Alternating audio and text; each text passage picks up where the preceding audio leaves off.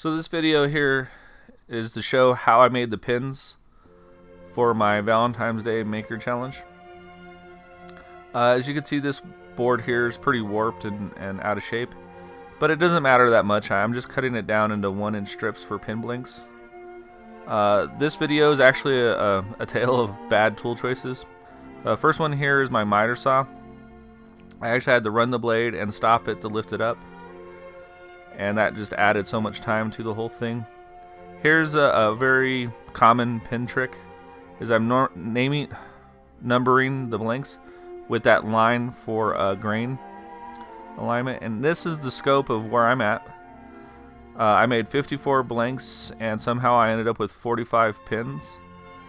Bad tool number 2 is I got a $60 drill press and it just doesn't have the cutting distance that I'd like. One of the tricks I found out at the end is if you hit the drill bit with a dry lube, it really works a lot better, and I think it would save your bit. So I had to make the cut in 2 passes, and here you're seeing the 2x4 trick. And this is the worst part of the whole entire project. It was a beautiful day, and I spent an hour and a half sorting and opening these packages on a beautiful day. And then wouldn't you know it, my next clip here will be sanding down the brass tubings. And you do this trick here is the idea is that the glue will get down into the scratches and adhere better to the glue and the wood. So I had to do that too. It was 108 brass tubes. So it was an hour and a half opening the package, and it was a good 40 minutes for this. A lot of brass dust. You can kind of see it on the paper there.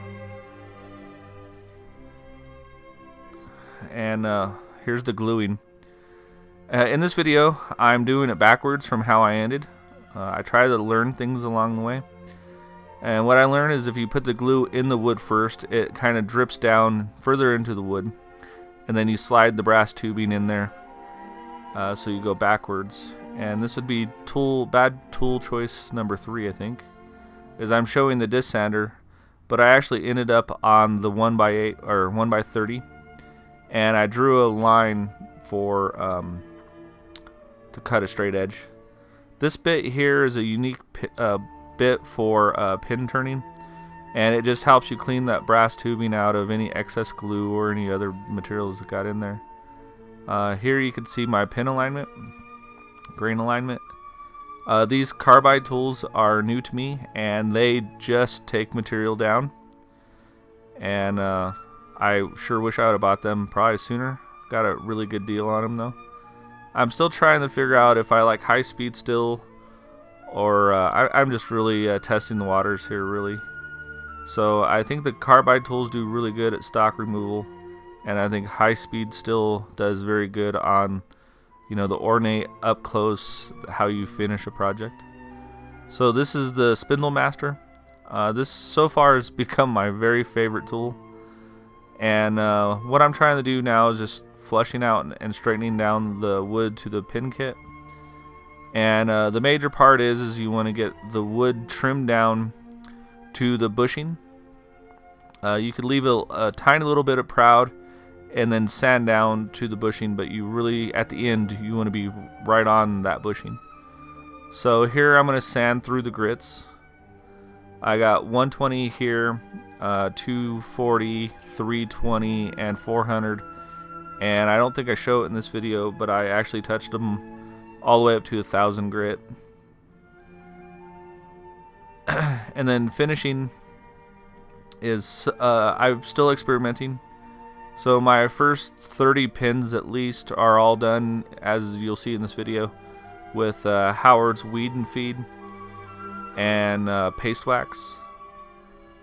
And here it is after sanding, and you'll see it again after the finishing. But I do have to admit, along the line I ended up purchasing some Triple E and Sheila wax. So about 10 of the pins that are going out were done slightly better with better products. If you got a really shiny pin, there's a good chance it was the Triple E and Sheila Wax. And I've watched a lot of people do pins with CA, and they end up kind of really beautiful. I'm not marking the beauty of the thing, but the feel of it is more plasticky, and the finishing approach that I took allows you to feel the wood, and that is just the kind of style I like.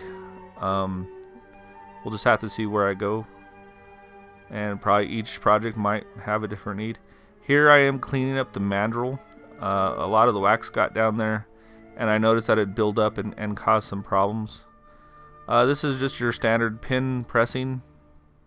I use my bench vise because, well, I don't have the other fancy one, so do what you gotta do.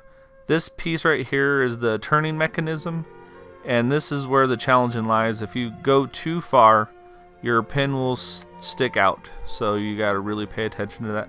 The rest of it's pretty fail-safe. You're just pressing things fully, completely in, and you know, 45 times. Here's all the pins. A big ring of pins.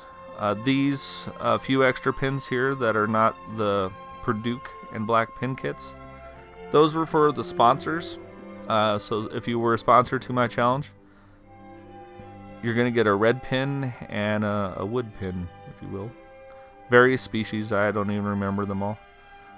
Here I'm writing a funny note to all the people who entered, and all I'm really trying to say is thanks for entering my challenge, and hopefully see you next year.